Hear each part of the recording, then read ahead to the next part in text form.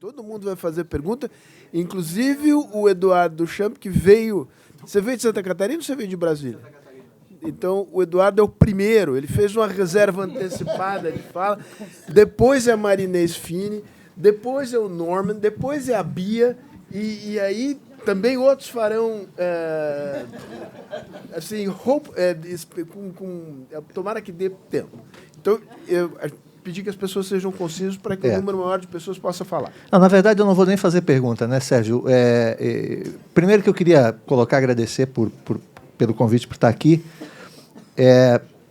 Eu saio hoje aqui de tarde com a alma lavada, com as apresentações que eu vi hoje aqui. E vou te explicar por quê. Eu trabalho nesse processo da reforma do ensino médio desde 2012. Eu era secretário de Santa Catarina, a gente começou a discutir por encomenda do Ministério da Educação, à época era o ministro Mercadante, no CONSED, uma discussão. O CONSED é o Conselho Nacional de Secretários Estaduais de Educação. Boa! Muito bem. Então, exatamente. A gente começou a discutir possibilidades de reforma do ensino médio, veio o PL do Reginaldo Lopes, PL é projeto de lei do Reginaldo Lopes, só para pegar no pé dele. A gente começou a conversar sobre isso e o CONSED discutiu, depois eu virei presidente do CONSED, assim por diante, a gente discutiu muito isso ao longo do tempo. O Rosselli, que foi ministro, era o coordenador, era o presidente do GT, do grupo de trabalho do ensino médio sobre esse assunto. E muitas das coisas que estão hoje, entraram na medida provisória, já estavam no PL também, e depois vieram para as DCNs e vieram para a base, foram contribuições que os secretários deram. E eu queria fazer essa colocação, que eu acho que é importante. Eu vi hoje uma interpretação muito interessante sobre a reforma, porque eu vou ser sincero com vocês, eu fui presidente do CNE, fui presidente de comissão da base, ainda sou, fui presidente de comissão do ensino médio, a gente fez a questão das DCNs, fez a questão da base. Eu apanhei. Tá? Eu apanhei discutindo isso aí. No Brasil inteiro. Apanhamos mesmo. Quem defendeu essa reforma apanhou muito. E hoje eu vi, porque o Almério falou uma coisa muito interessante, é a forma como as pessoas conseguem interpretar a lei. Eu posso interpretar a lei de maneira completamente negativa, eu posso interpretar a lei de maneira completamente positiva. Aqui apareceu um equilíbrio disso. Eu digo que a lei ela é tão interessante, a reforma do ensino médio é tão interessante, porque dependendo como eu olho ela, eu gosto ou não gosto, ou seja, ela é equilibrada. Ela não está nem indo para um lado, nem indo para o outro, ela tenta abrir espaço para isso. E o que eu queria colocar? Que hoje foi apresentado aqui. Essa proposta de reforma do ensino médio, ela é quebra de paradigma na veia. Se eu olhar a reforma do ensino médio olhando o que eu tenho hoje, eu não consigo enxergar ela. Eu preciso olhar o que eu vou ter lá na frente. Então, quando o Fausto colocou aqui que eu preciso olhar para o mercado e para o mundo do trabalho e ver que o tipo de formação que eu tenho hoje não é mais suficiente, e eu olhar para a reforma do ensino médio, eu vou ver que eu posso fazer uma escola diferente. Quando o Almério começa a colocar quais são os pontos que precisam ser modificados, mas ele fez com muita precisão uma observação importante, de que eu consigo hoje colocar numa carga horária razoável a educação técnica profissional ou uma forma de aprofundamento de estudos, é outra diferença. Porque no Brasil, o que a gente tinha? Por que a gente propôs a reforma do ensino médio? Porque o que a gente tem no Brasil é o seguinte, é como se eu tivesse duas escolas. Uma escola toda focada para formar para a universidade, para o Enem, 2.400 horas, a outra escola que onde tem tempo integral eu posso trabalhar socioemocional, onde tem tempo integral eu posso trabalhar educação profissional, e onde não tem tempo integral não resolve. Então, olha a ironia da coisa, a gente oferta, a educação profissional é tão importante para quem precisa ter uma formação profissional mais rápida, e a ironia é que só pode ir para a formação técnica profissional quem tem tempo de estudar em tempo integral. E aí a maioria da população mais carente não tem essa capacidade. Quando eu jogo dentro das 3.000 horas a possibilidade de formação técnica profissional, eu quebrei esse paradigma. Eu abri o espaço para uma parcela gigantesca da população que não teria acesso à educação técnica profissional, fazer dentro de uma carga horária razoável. Não é fazer dentro de 4.000 horas, é fazer dentro de 3.000.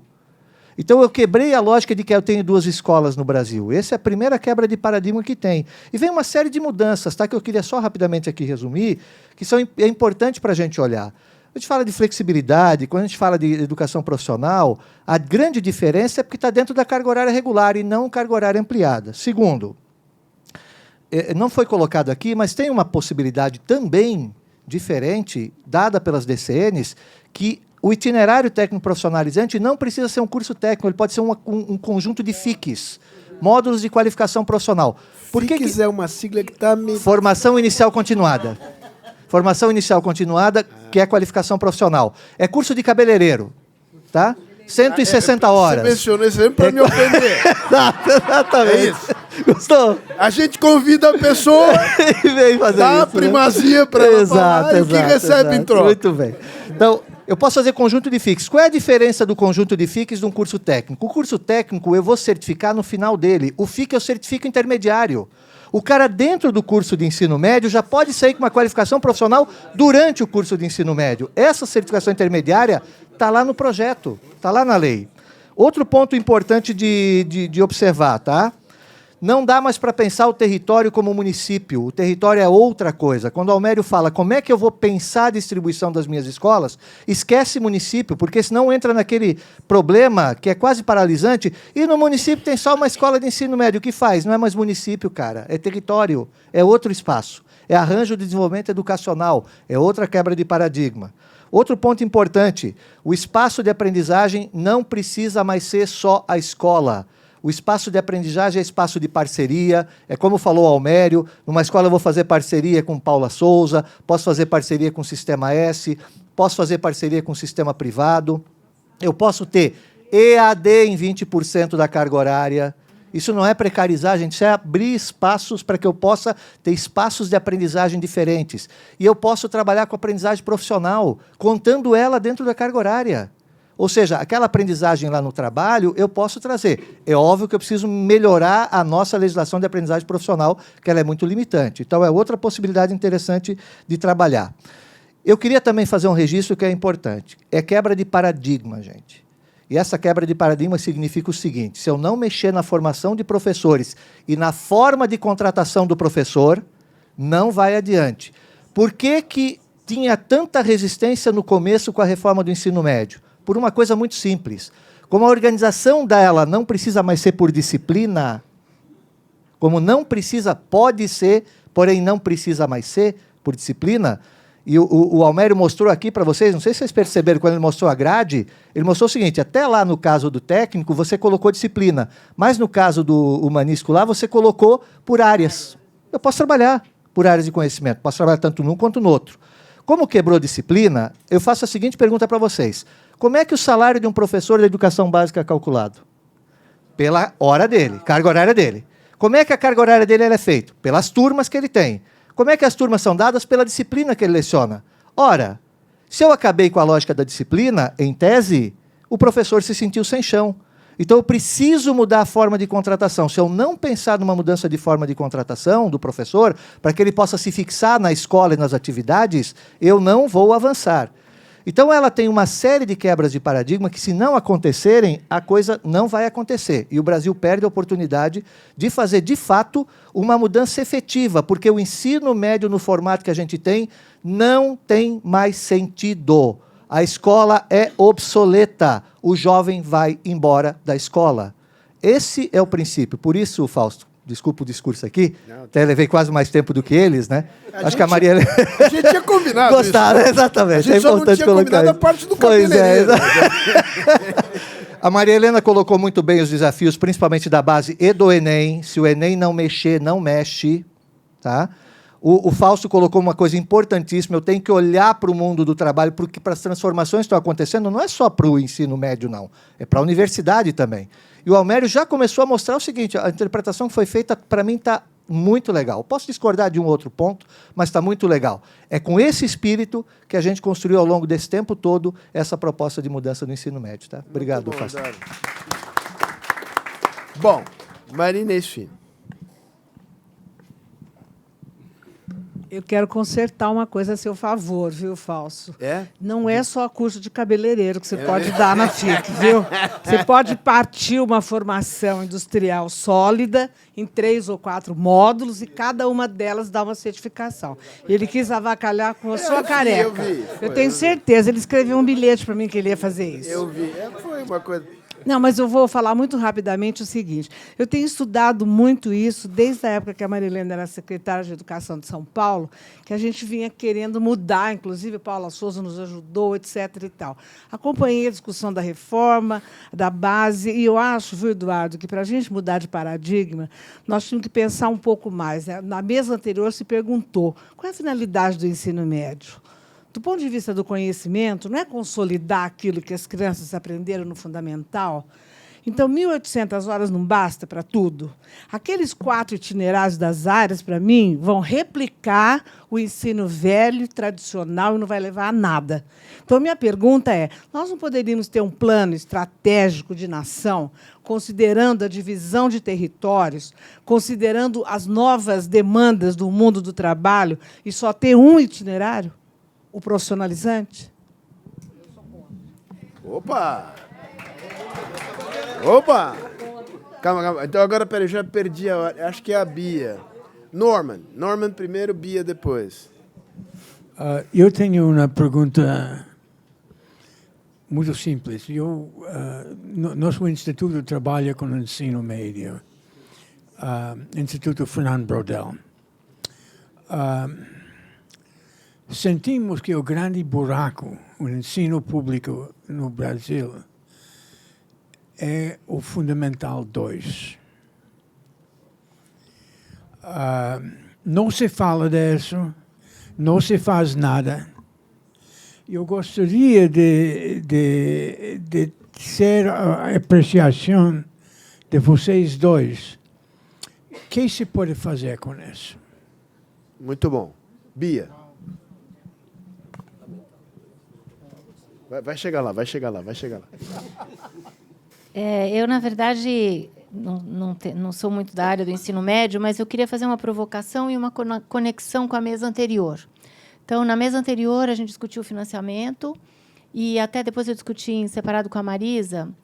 Eu acho que ficou uma coisa meio nebulosa e não deu tempo de discutir, que eu vou afirmar aqui o que eu penso, que eu acho que a primeira infância é um investimento, ela não é um gasto, né?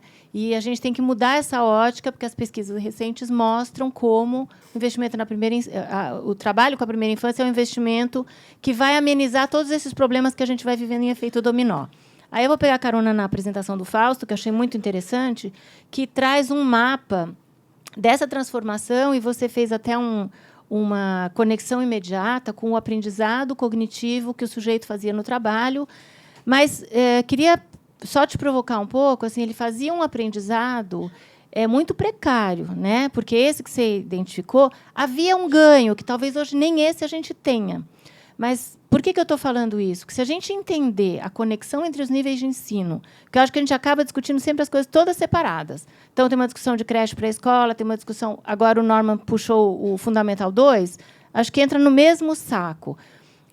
Como é que a gente está operando a questão do ganho cognitivo real ao longo do processo de escolaridade, que começa com 0 anos. E é lá um momento ótimo para você garantir um futuro. Então, só queria provocar vocês um pouco de entender esse encadeamento dos níveis de ensino e quanto o financiamento também tem a ver com isso, porque, na discussão da mesa anterior, o financiamento... No caso das creches, o fato de você botar uma meta de cobertura de 50% tem um impacto enorme na qualidade e no que está acontecendo e na resposta que os municípios estão sendo capazes de dar. Então, as discussões não são tão estanques quanto, às vezes, eu sei que não dá para discutir tudo. Mas, enfim, eu queria só provocar que essa questão da perda do ganho cognitivo que você falou, na minha visão, está lá atrás. E se a gente não atentar para isso agora, e se a gente investir lá, talvez, daqui a 20 anos, o quadro dos alunos que a gente recebe no Fundamental 2 e no médio seja diferente. Então, vamos lá. Eu vou pegar mais 2 perguntas aqui na bancada aqui, que está à minha esquerda, e depois a gente volta para a mesa e cada um aqui dos mesários pega a palavra por onde quiser, responde a pergunta que achar que deve responder. Levantem as mãos aí. Levante a mão quem quiser falar.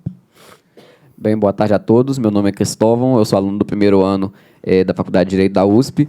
Então, eu acabei de sair do ensino médio, então esse trauma está um pouco próximo da minha realidade. E eu estudei no Colégio de Aplicação da Universidade Federal de Viçosa, em Minas, e é um colégio pertencente à Rede Federal de Ensino. E em 2017 eu participei de um debate representante dos discentes da escola sobre a reforma do ensino médio, e esse debate foi promovido pelo CONDECAP, que eu não sei se você sabe, é uma rede de colégio de aplicação, né? E aí, uma das coisas que eu percebi é que existe, dentro da academia, uma resistência considerável à reforma do ensino médio, como se ela fosse um bicho-papão que vai acabar... Pera, deixa ele E aí a galera... Vai lá. Não, vai. E essa questão... Enfrenta. Vai. Enfrenta. E essa questão é que, enquanto alunos do ensino médio, a gente olhou aquele projeto e, não, isso parece bacana, é uma coisa que eu gostaria, por exemplo, estudar algo conectado com o projeto de vida, etc., mas que quando chegava perto de algum professor ou algum diretor de escola, ele batia no ombro e falava, não, você é muito novo, isso daí vai acabar com a sua vida. E eu queria entender e tentar fazer essa pergunta no sentido de como a gente, enquanto sociedade civil, pode tentar pressionar esses setores para poder convencê-los de que a reforma não é esse bicho-papão. E se, por acaso, vocês pudessem pensar em uma resposta que envolvesse a juventude, eu acho que ia ser um pouquinho bacana. Obrigado. Boa. Agora, mais uma aí, ali atrás. Meu nome é Pedro, sou cientista de dados na CIT. CIT significa Colabore, Inove e Transforme. E no meu tempo livre, eu sou reitor da School of AI. Sou reitor com poucos cabelos brancos, porque School of AI é uma comunidade internacional, sem fins lucrativos, com o objetivo de ensinar inteligência artificial de graça e de qualidade no mundo inteiro. Algo bem... Por ela. É algo bem diferente do dia a dia que a gente está discutindo aqui, né? Por isso eu acho que tem mais jovens nisso. A gente organiza meetups, encontros, até hackathons, que são maratonas, o final de semana inteiro, o pessoal desenvolvendo soluções tecnológicas. E esses encontros são sempre de graças, né? A indústria patrocina, seja com espaço, com comida. As pessoas trabalham de graça como mentores. Quem está participando, desenvolvendo as soluções, também está participando de graça. Então, imagina trabalhar um final de semana de graça inteiro, né? A gente organizou um hackathon, acho que dia 30 e 31 de março, faz pouquinho tempo. 40 pessoas participaram, saíram 8 projetos open source. Open source significa que você pode estar disponível na internet, você pode ir lá pegar e continuar desenvolvendo a partir daquilo. E legal, isso funciona muito bem, mas inteligência artificial está na moda, né? Você está trabalhando de graça, você está patrocinando o evento e seu nome acaba sendo divulgado junto. Isso também funciona porque é um espaço de tempo muito curto, né? Uma noite de palestra é um final de semana só. Então, eu gostaria de saber como a gente consegue trazer a indústria para ajudar nessa reforma do ensino médio, né? Que as pessoas possam aprender com o patrocínio da indústria, com a ajuda de pessoas que trabalham na indústria, e como monetizar isso para que dure mais do que um final de semana, dure mais do que uma noite, você possa, né, ter um processo de 6 meses, quem sabe 1 ano de pesquisa, para a pessoa poder entrar no mercado de trabalho depois disso. Muito bom. Você quer fazer? Eu vou passar a última palavra para ela, senão a Beatriz vai me acusar de sexista, então você pode fazer. Meu nome é Márcia Jupato, eu trabalho com formação de professores. A professora Maria Helena citou a questão da formação de professores e a gente sabe que o MEC enviou ao CNE uma base nacional para a formação continuada e inicial de professores. E, recentemente, retirou essa proposta do CNE e a senhora mencionou que parece-me que vai haver, enfim, está em andamento essa discussão. Eu gostaria de saber... Apesar do MEC, exatamente. Eu queria saber quais os trâmites, os próximos passos para a elaboração dessa proposta, se há mesmo a previsão de que ela seja concluída ao final de 2019 e quais são as perspectivas da participação da sociedade civil nessa discussão. Muito bem. Ótimas perguntas, ótimas intervenções. A palavra volta para a mesa. Respondam o que for possível responder. Temos mais uns 20 minutos de conversa. Posso pegar? Está muito tarde, Lelê. Não. Posso falar? Pode. Bom, primeiro ponto que eu acho fundamental, Norma, é a questão do Fundamental 2. Eu acho que o Fundamental 2, que é um gargalo importante, por isso mesmo os alunos chegam muito mal preparados ao ensino médio no Brasil, né? E, portanto, eles chegam mal preparados no ensino médio e chegam muito despreparados no ensino superior. Hoje o aluno chega no ensino superior não tem os conhecimentos básicos de língua portuguesa, né, capaz de resolver um problema simples, nada disso, né? Então, o Fundi 2, que é o 6º ao 9º ano, ele espera-se que tenha uma melhoria com a Base Nacional Comum Curricular. A Base Nacional Comum Curricular da educação infantil, dos anos iniciais e dos anos finais do ensino fundamental, ela traz uma inovação do ponto de vista pedagógico, quer dizer, ela define a progressão das aprendizagens, ela estabelece a possibilidade de arranjos curriculares diferenciados, e claro que isso depende da formação continuada de professores, sem o que não tem base, quer dizer, isso para mim é um ponto assim simples, sem formação de professor não existe base, não tem reforma do ensino médio, não tem nada, né? Bom, sobre o ponto aqui da Marinês de ter só um itinerário técnico profissional, eu realmente discordo pelo seguinte, eu não conheço nenhum país do mundo desenvolvido, tirando os Estados Unidos, que tem Comprehensive High School e tem 120 disciplinas eletivas no ensino médio, 120, é caríssimo, é tão caro que nem o Japão e nem Singapura conseguem copiar. Então, vamos esquecer os Estados Unidos. O modelo americano, além de tudo, não tem bons resultados. Além de ter 120 disciplinas, é muito mal avaliado de qualquer lado que se olhe, né? Então, eu prefiro olhar sistemas de ensino médio que estão dando certo. Canadá está dando certo, Portugal fez uma boa reforma, a Inglaterra tem uma reforma recente, enfim, todos os sistemas que dão certo têm uma base curricular comum até o 10º ano, a partir do 11º ano você tem flexibilização e diversificação, porque não adianta, não há como imaginar um vestibular nacional unificado, é ridículo você ter um Enem como vestibular unificado que força todos os currículos a seguirem prova. A única coisa que as pessoas fazem é simulado. É impressionante. Eu fui domingo fazer uma palestra no cursinho lá da Poli, né? Nossa, na hora que eles abriram a porta para entrar os meninos para fazer o simulado, domingo, uma chuva horrorosa, você não conseguia andar em São Paulo, água até o joelho, né? Os meninos estavam todos lá para fazer simulado, para treinar para o Enem. Quer dizer, a única coisa que interessa para eles é isso, tá certo? É fazer prova, fazer teste. Ninguém está preocupado em aprender, que é só fazer prova, teste, saber o que vai cair na prova. Eu acho que isso não é currículo e eu sei que isso não é o que se espera. E o Enem original não tinha esse objetivo. Ele foi transformado num vestibular nacional. Então, eu acho que agora a reforma ela traz a oportunidade, como disse o Eduardo, de nós quebrarmos paradigma. Eu acho que vai ter que quebrar, sim.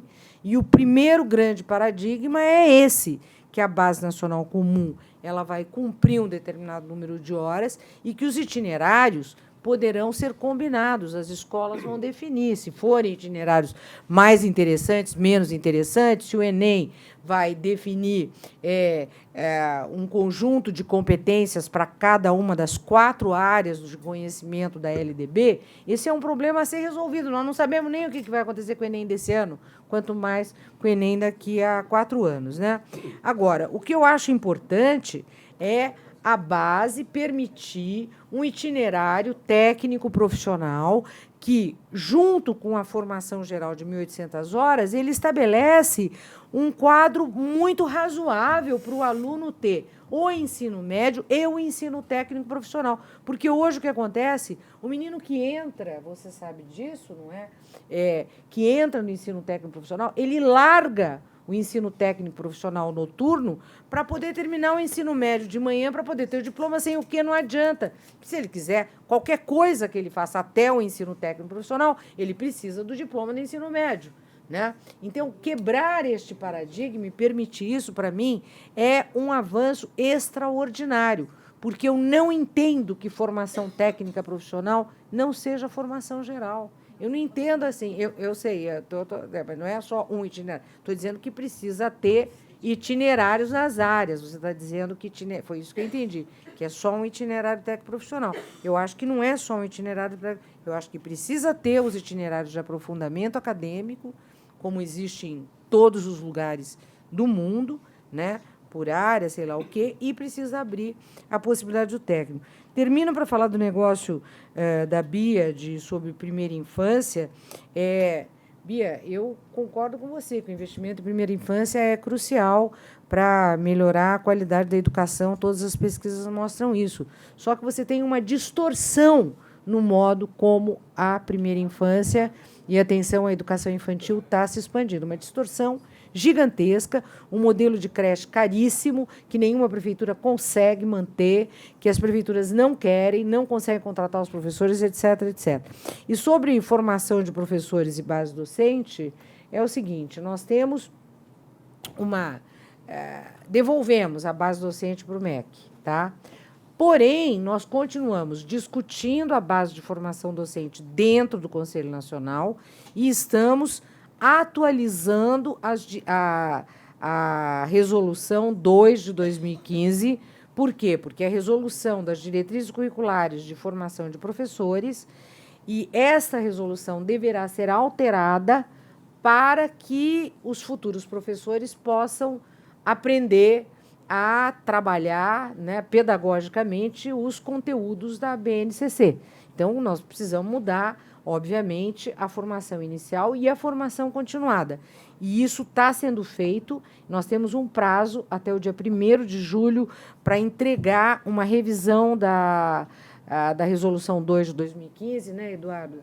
Isso está dando muito trabalho, porque tem um prazo que é imexível, não tem como ser protelado, e a base, por sua vez, ela pode esperar um pouco, tá? Nós temos um pouco mais de tempo para aprovar a base de formação docente, que, no fundo, é um anexo da Resolução 2 de 2015, que já previa uma base, entendeu? Então, nós estamos nesse processo agora. O que vai acontecer, eu não tenho a menor ideia. Não dá para saber. Você, olha, esqueci teu nome, desculpa, Cristóvão, eu acho fundamental envolver os jovens, entendeu? Porque o ensino superior brasileiro, infelizmente, também ficou para trás, tá? As faculdades estão muito para trás em matéria de currículo. O ensino superior está muito para trás, se você compara com as mudanças e reformas curriculares de ensino superior ocorridas no mundo. Eu entendo que o ensino superior brasileiro, mesmo das universidades públicas, quer dizer, tem algumas áreas que tiveram mudanças importantes. A área da saúde, eu acho que foi talvez uma das áreas que mais avançou. As engenharias agora, com as novas diretrizes, têm provavelmente uma chance de dar uma nova balançada nas engenharias. As outras áreas, formação de professor está completamente defasado, né? Assim como você tem outras áreas. A área de direito, né? Depende muito do curso de direito. Eu sei que o curso de direito da GV, que eu conheço bem, é muito interessante, é um curso muito inovador, é metodologia PBL, é por projeto, etc. e tal. Já o currículo da Universidade de São Paulo, da USP, eu não sei como é que ele está funcionando, se continua nos moldes tradicionais dos cursos de direito da USP. Agora, envolver o jovem nesse debate do ensino médio é o que a gente quer. Tá bom. Maravilha. Fausto. Bem, rapidamente vou pegar a fala e vou tentar juntar tudo. Eu acho que a novidade, ela assusta, né? Acho que esse é um dado. E a novidade, neste cenário político, ela apavora. Desculpa. Então, acho que é isso. Então, do ponto de vista, eu insisto que mudar é muito difícil e mudar assusta. Nessa realidade política, ela nos apavora. Porque mas eu vou pegar um pouco a fala do Barjas. Às vezes tem que deixar o mundo rolar, né? Por que eu estou dizendo isso? Eu posso fazer essa mesma fala, pegar os pontos da reforma e mostrar todos os problemas dela. Porque é óbvio, dependendo de como ela for aplicada, ela pode destruir a educação profissional, como a gente conhece hoje. Destruir. Né? Então, tem vários problemas, né? Tem várias possibilidades. Como isso vai para as redes estaduais, e o grande debate vai ser lá, né, de fato, quer dizer, lá aqui, né? Eu acho que é o espaço, inclusive político, viu, Lenina, que a discussão que a gente estava tendo, quer dizer, como é que a gente lida com isso neste cenário político? No caso do ensino médio, nos estados. É o debate dos estados que vai reposicionar o que vai ser a base. Se esperar por este MEC, eu tenho muito medo. né? Pode ser uma coisa que Não vai nem sabe ter Deus. medo, Né? não vai acontecer nada. Ou pode acontecer algumas coisas que talvez não sejam tão boas assim. Né? Pode ser. Né? Esse é o meu. Eu tenho um grande medo nisso. Eu concordo que o Fund 2 é um enorme problema. Agora, para a gente analisar o Fund 2, precisava quase de um outro seminário, porque a gente tem que construir a história de como foi organizado. Eu acho que nós temos que fazer um seminário do Fund 2. Não, porque o Fund 2, se a gente olhar... O que é Fund 2? O Fundamental 2. Tá bom. Não, porque qual que é o drama? Na verdade, o Fund 2 e o ensino médio, eles historicamente são articulados. Né? Porque a nossa história é o ensino das primeiras letras e depois o ensino secundário, que depois virou Fund 2 e nível médio. Se a gente não entender este movimento histórico, a gente não consegue entender. Eu sou menos otimista que a Maria Helena. Eu acho que só a base, mesmo qualificando professor, o Fund 2 tem problemas graves. Eu, por exemplo, fui conhecer o modelo canadense, ele tem muito menos professores. Até o final. Menos professor, né? menos conteúdo. Ou seja, ele é realmente pegar o ensino primário, o antigo ensino primário, e transformar ele em 9 anos. O que nós temos hoje, o que nós temos hoje, de fato, é um ensino primário curto e depois você tem um ensino secundário mais longo. De fato, foi isso que a nossa história construiu. Agora, para mexer nisso, tem que desconstruir muito mais do que a reforma do ensino médio é capaz de fazer. E eu acho que aí o medo causa mais medo ainda. Então, eu acho que esse é um dado que é muito difícil a gente lidar. É difícil fazer essas transformações. Eu concordo contigo. Né? Eu não tenho a menor dúvida que o sujeito constrói o seu desenvolvimento cognitivo desde os 0 anos. Né? O que me assusta bastante é que a realidade que está se impondo... eu tenho uma visão do mundo do trabalho, eu venho de estudar o mundo do trabalho. A realidade que está se impondo é a tecnologia que encobre uma série de problemas que muitas vezes a gente sequer se vê. Tá bom, a gente pode discutir longamente se aprender tabuada é bom ou ruim, e com um monte de pedagogo aqui vão me bater. Agora, ela cumpre-se lá alguma função. O meu problema não é não aprender tabuada, o meu problema é não aprender a operação e aprender a usar a calculadora. Isso muda completamente do ponto de vista do desenvolvimento cognitivo. Né? E aí, quando você vai avançando tecnologicamente para isso, esse negócio ele vai ficando muito, muito preocupante. E me preocupa não só do ponto de vista do mundo do trabalho. O mundo do trabalho talvez seja um dos elementos importantes disso, mas por que as pessoas acreditam que a Terra é plana? Não é só uma questão do ponto de vista da discussão política. Não, tem questões complexas no processo de desenvolvimento dessas pessoas. Vamos fazer um seminário sobre isso. Eu acho que isso é grave. Alguma forma da construção do pensamento crítico, ela passa longamente nesse processo. Né? E a gente começa muito cedo. E aí eu quero voltar para um outro elemento quando a gente pensa em trabalho. E aí, quando eu falo isso, dependendo dos lugares, eu já tomei quase pedrada. Né? Olha, eu, para mim, vejo o trabalho para muito além do trabalho remunerado. Né? Essa é a minha visão. Eu trabalho com princípio educativo, etc. Ou seja, o que isso significa de fato? E quando eu falo isso às vezes, eu falo, para mim, a discussão do trabalho começa lá na creche. Mas isso é trabalho infantil. Não estou falando de trabalho remunerado. Eu estou falando o seguinte, quando lá no Japão, as crianças... muito cedo, aprende a cuidar de si, um processo, nesse processo de desenvolvimento para o trabalho. Quando elas vão para a escola, lá na fase 1, elas aprendem a distribuir a merenda e a limpar a sala de aula, que aqui, se a gente fizer isso, parece que vamos ser crucificados. Né? Que é o cuidar do outro. É um processo de educação para o trabalho. Quando ele chega lá no ensino médio, lá no ensino depois, na adolescência, é muito mais fácil você discutir a profissionalização. Né? Agora, aqui no Brasil, a gente separa muito essas coisas. E aí tem a nossa tradição escravocrata, que tudo que tem a ver de fazer é ruim, porque alguém limpa a minha sujeira. Né? Então, assim, e a nossa história diz por que a educação é assim. E aí isso explica por que o ensino médio, o ensino fundamental 2, é montado para você passar na universidade. Claro. Uai, e por que não é para o trabalho? E a universidade que está formando gente que está desempregada. Então, não tem nenhum problema em você trazer. Eu acho que é possível, a minha crítica, não é crítica, eu falei isso para a Maria Helena logo que ela apresentou o projeto lá no MEC, a gente foi lá conversar. Os 4 eixos, né, e o 5º eixo, poderia ter 4 eixos, e deixar claro que o final dos 4 eixos é algum grau de profissionalização. Não tem jeito. Eu tenho lá ciências naturais. Bem, o final dos ciências naturais, gente, é ir para a universidade ou ele ir para o mercado de trabalho. O final dos ciências naturais é técnico de enfermagem. E por que não? Né? Então, química industrial, aí você tem, né, uma possibilidade enorme. Então, assim, é possível. Agora, isso não está impedido pela reforma. Isso não está impedido.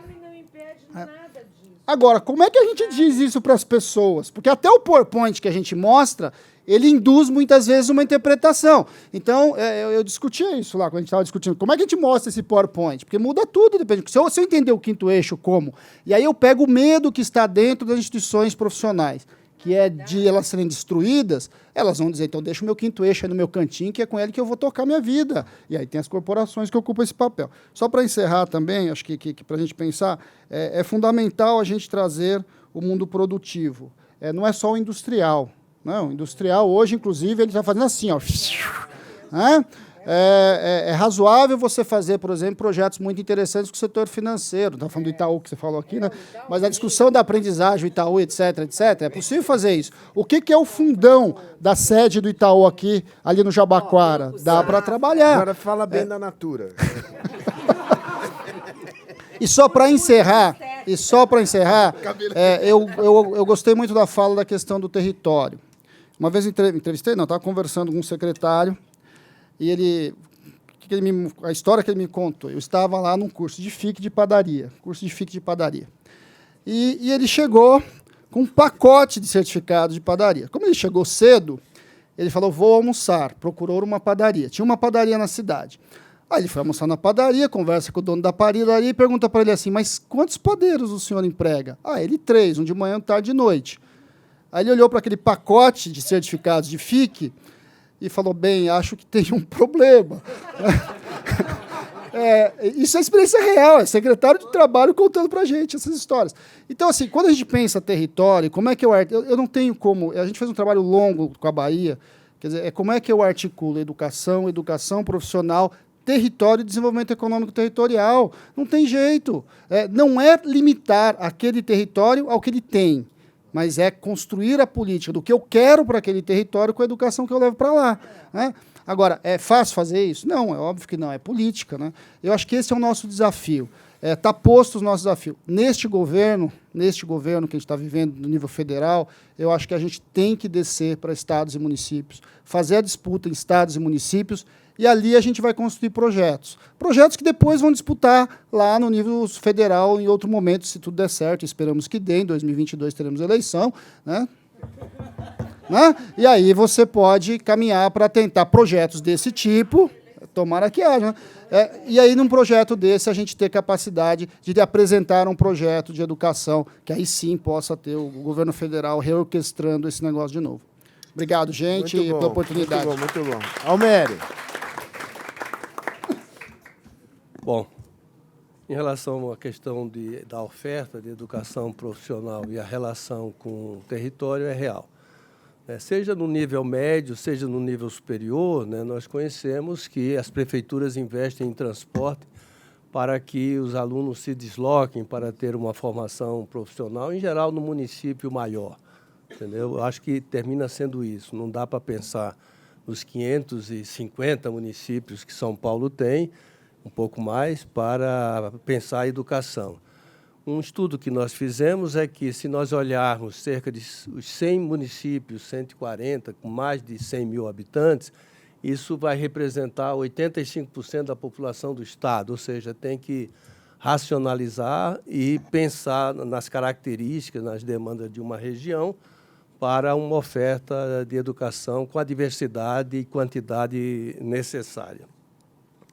A questão que a Marina Inês colocou do itinerário, eu acho que essa reforma e essa integração com a Secretaria de Educação vai medir efetivamente se o ensino técnico tem essa demanda tão alta a ponto de ser universalizado como se tentou nos anos 70 e não deu certo. Não, mas não é isso. Não. Eu estou falando assim, até onde você tem qual é o limite da demanda, que nós não sabemos hoje, né, de formação técnica. Quer dizer, como a oferta sempre foi mal feita, mal distribuída, etc., né? Você tem uma oferta muito grande para a enfermagem, mas pode ter muito pouca para a nutrição e assim por diante. Eu acho que, se houver uma efetiva integração entre as instituições de educação profissional e a Secretaria Estadual de Educação, porque você está indo aonde existe a demanda. Quem é a demanda? É o aluno da rede pública. 90% da demanda para a formação técnica está na rede pública. Então, a gente pode medir e quantificar por região, etc. Isso aí. A questão do Fundo 2, que o Norman colocou, eu acho que a questão é porque você tem, a partir do Fundo 2, a disciplinarização do ensino. Até, acho que, 4ª, 5ª série, você tem um processo mais integrado. Entendeu? Quando você entra, aí a criança se confunde, aí você começa, cada professor, se preocupar com sua disciplina. Mas nós vivemos um processo, né, mesmo que tardio, de integração entre as disciplinas. Eu acho que as disciplinas poderão continuar como sendo do professor, mas não para o aluno. Para o aluno, ela pode aparecer de uma forma integrada através de projetos, de desafios ou de problemas. Eu acho que a questão da universidade também, a oposição à reforma, isso no Brasil sempre ocorre, né? Quando teve uma reforma do Paulo Renato, né, quem era de oposição se colocava contra. Quando o governo Lula modificou, através do decreto 5154, então ficou uma leitura, né, de que o ensino técnico integrado ao ensino médio era coisa de petista, né, e que o ensino técnico separado do médio era coisa de tucano. Então, você tem sempre Agora essa... a gente sabe que tudo isso é coisa de comunista. É claro. Então, você tem essa coisa atrasada, né, de dar um tom ideológico. Na verdade, são atrasos políticos que a gente tem, que às vezes compromete. Lá na base, a escola tem que fazer a reforma nos limites legais das possibilidades de corpo docente. Quanto ao envolvimento dos setores produtivos com a formação profissional, é estranho que hoje, né, em pleno século XXI, ainda esteja discutindo isso. Ou seja, uma certa desresponsabilização dos diferentes setores, sejam públicos, sejam privados, em relação a essa formação, ou seja, qual é o profissional que está se formando. Nós temos, no caso do Centro Paula Souza, né, uma prática de sempre definir os perfis profissionais junto com empresas. Isso é feito desde uma experiência que fizemos com o metrô de São Paulo, CPTM, etc. E passou a ser uma regra. Paula Souza não cria custo, ele atende demandas e constrói o perfil profissional e também seleciona as competências a partir dessa busca de consenso, ou seja, o currículo passa a ser um consenso possível entre os diferentes setores que demandam e os limites que nós temos dentro da escola para oferecer essa formação. Mas ainda do ponto de vista do desenvolvimento do currículo, ainda é pobre essa aliança, ainda é pequena, né? Eu acho que a gente pode ampliar isso, crescer. Não estou dizendo que a culpa seja exclusivamente dos setores produtivos. Há também uma insegurança, ou talvez uma timidez, ou até uma autossuficiência também, por parte das instituições que fazem formação profissional, no sentido de trabalhar junto. Isso é muito complicado, acho que nós somos muito individualistas, né? E a escola tende a um certo isolamento. Mas vamos caminhar, eu acho que a reforma é uma boa oportunidade para a gente resolver várias questões.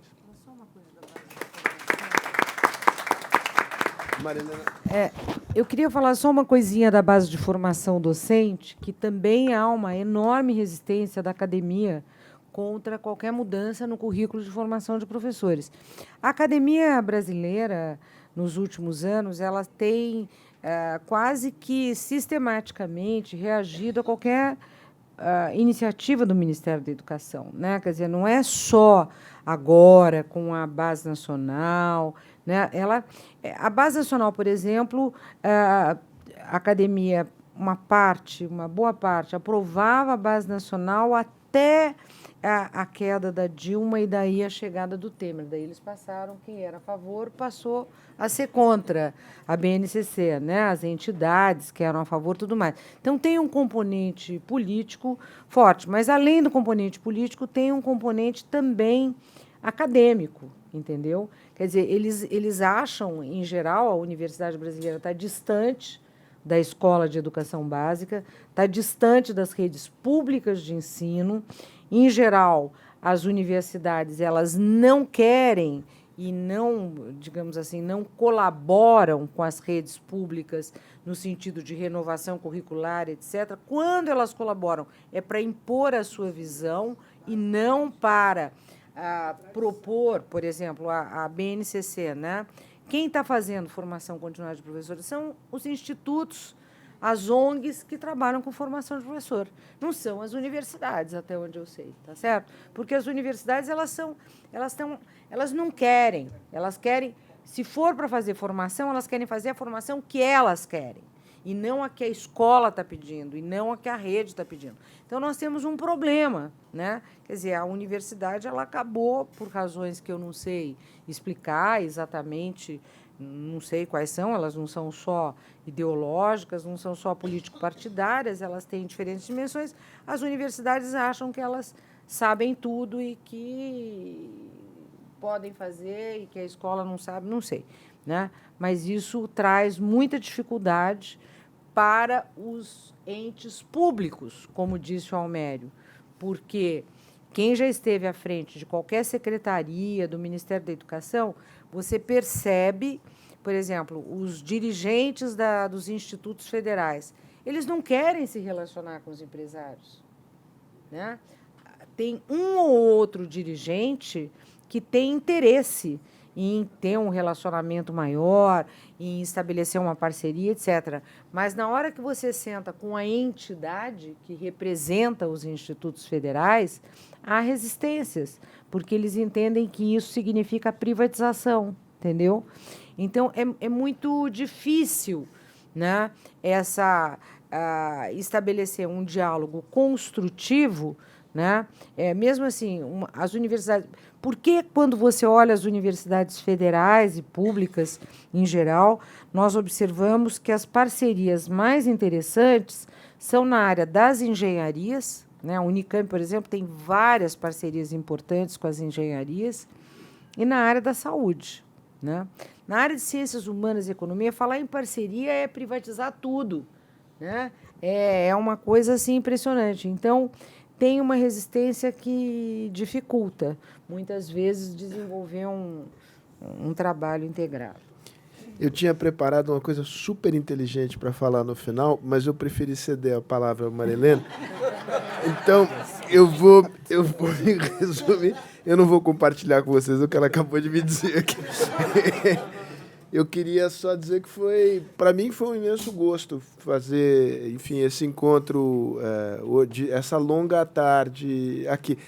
Creiam-me, eu sou martirizado aqui por várias pessoas que me acusam de não tratar da educação, de só fazer mesas com homens e pessoas da minha geração para cima. Então, hoje o desmentido cabal. Foi isso? Foi da minha perspectiva, foi. Mas você não sabe o que eu sofro aqui dentro. Então, com a compreensão de vocês, enfim, brincadeiras à parte, eu acho que voltaremos a esse tema. Duas palavrinhas sérias. Eu acho que, se eu entendi, e acho que eu entendi alguma coisa, eu acho que o grande mérito da reforma é que ela desacomoda um sistema que estava cristalizado, cria uma série de desafios que vão requerer criatividade e capacidade de resolução de problemas. Ela não determina o resultado do jogo, mas ela abre a possibilidade de um jogo novo e vai depender muito de como é que os jogadores serão capazes de se organizar. O tema é um tema de governança no sentido amplo. E acho que aí os atores, que são os atores mais consolidados, com maior lucidez, com maior capital de conhecimento acumulado, têm um papel importante a desempenhar. Diese, Paula Souza, quem tem a experiência do MEC, enfim. Não quero circunscrever a 2 ou 3 atores, né? O papel que a Fundação pode jogar nesse processo é ser um espaço de encontro e um ponto de contato entre diversos atores num ambiente em que a gente possa falar de coisas sérias de maneira tranquila, relaxada, num país que está vivendo um clima insuportável de burrice e polarização. Então, se a gente puder oferecer esse espaço, nos dá muito prazer. E, no fundo, na vida, o que importa é o prazer. Então...